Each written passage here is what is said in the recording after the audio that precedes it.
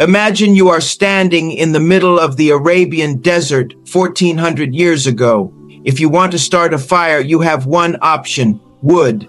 In that culture and that environment, fire was synonymous with trees and brush.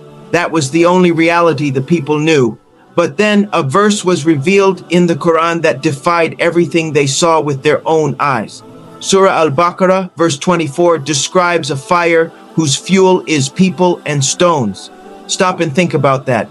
To a 7th century Arab, stones were what you used to contain a fire or build an oven. Stones don't burn. They are what's left behind when the wood is gone. So why would the Quran claim that stones are actually the fuel? For centuries, people viewed this as a metaphor, but today, modern geology gives us a literal answer.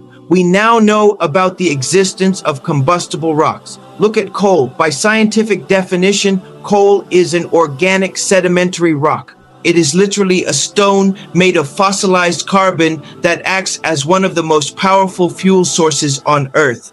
Look at sulfur, a mineral stone that burns with an intense blue flame and incredible heat. Science tells us that burning stones like coal or sulfur produces a thermal energy far greater than burning wood. But here is the miracle. There were no coal mines in 7th century Mecca. There was no industrial revolution. The people of that time didn't use stones to cook.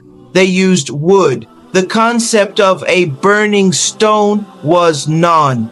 If a human being in the desert were making up a story about a terrifying fire, he would have used examples his audience understood. He would have talked about 1,000 forests or all the trees in the world. That would have made sense to them. Instead, the Quran used a term that only makes scientific sense in the modern age of geology. It describes a physical reality, burning stones, that was completely hidden from the people of that time. How could an illiterate man in the desert 1400 years ago know that rocks could be fuel? How could he know that stones could hold more energy than wood? This knowledge didn't come from a textbook or a laboratory.